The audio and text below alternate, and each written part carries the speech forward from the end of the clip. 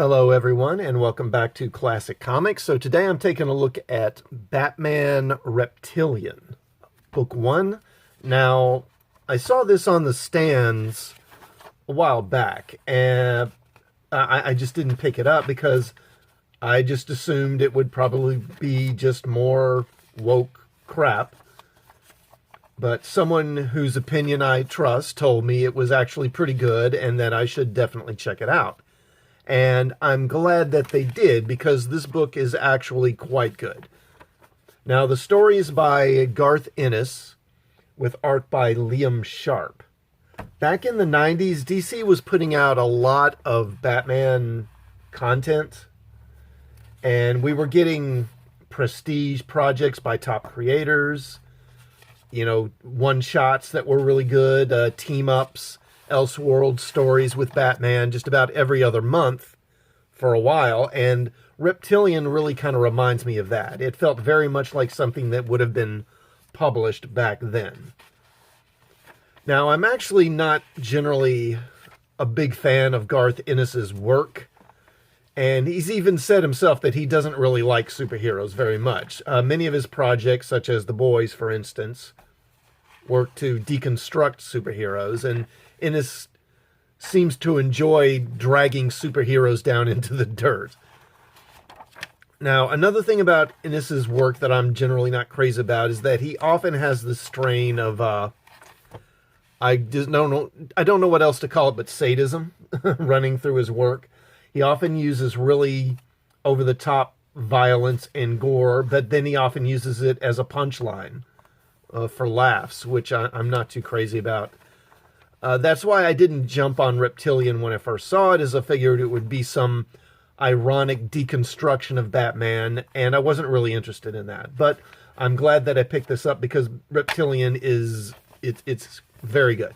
So the art is by Liam Sharp. It's very stylish, as you can see, very eye-grabbing.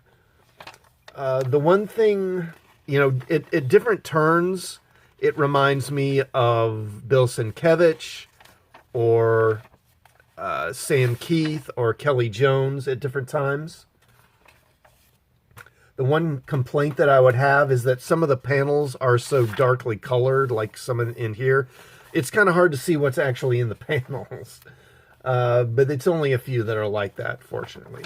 Now, this is a Black Label series, so I don't think it's really part of mainstream continuity. So this is outside regular continuity. They don't really use the term Elseworlds anymore for some reason, but I think that's kind of what this is. Now, we start with Batman learning. And if you hear that noise, that's thunder. There's actually a kind of a storm moving through, and it's been raining for a few hours now. But we start with Batman learning that the police have found Scarecrow and Mad Hatter horribly mutilated, along with 6 of their goons.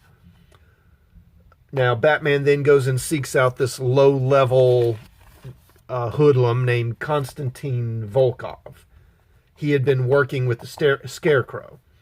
Now, Batman finds him and then questions him about the massacre involving the Scarecrow. And what Volkov tells him about is about a meeting that took place a few days earlier between several of Batman's enemies. And he relates how the meeting nearly turned into a shootout with everybody killing each other. Everyone was on edge and seemed almost overtaken by these feelings of hostility and aggression. But then, just as it seems they were about to start killing each other, the hostile feelings all just suddenly went away. And afterwards, they all felt strange afterwards. Some of them were sick and nauseous and throwing up. He also tells Batman that there's actually just been another massacre involving the Penguin and the Riddler. Scarecrow's gang thought that the Penguin and Riddler were about to launch a hit on them. And the Scarecrow's gang decided to strike first, so Volkov and some others in Scarecrow's gang went to their hideout to kill them. But when they got there, they found the Penguin and Riddler and about a dozen of their men all horribly mutilated as well. So Batman tells Volkov to find the Joker and join up with his gang because he suspects the Joker is maybe behind this. And since Scarecrow is out of commission now, Volkov should be looking for a new boss to work for, so it makes sense. Volkov, of course, isn't thrilled with this idea, but Batman isn't really giving him a lot of choice. And so the first issue ends there. The setup is interesting. I'm guessing that it isn't going to be the Joker behind this. It's going to be some other threat. The art by Sharp is really, really gorgeous. And I'm a little baffled that DC isn't hyping this book more. They have something impressive like this, but instead they focus on crap like I Am Starfire or whatever trash YA novel they've published this month. With some DC character that's being bastardized in some way. And yet they're ignoring this. Now, one thing I liked about it is that Ennis is resisting his usual excesses here. His storytelling is restrained. And the tone is dead serious. There's no ironic humor, no over-the-top gore, at least in this issue. So I give this a definite thumbs up on this. The art, the writing... It's the kind of storytelling you really don't see very often in mainstream comics anymore. And I encourage you to give it a look and let me know what you thought in the comments. While you're at it, please give this video a thumbs up.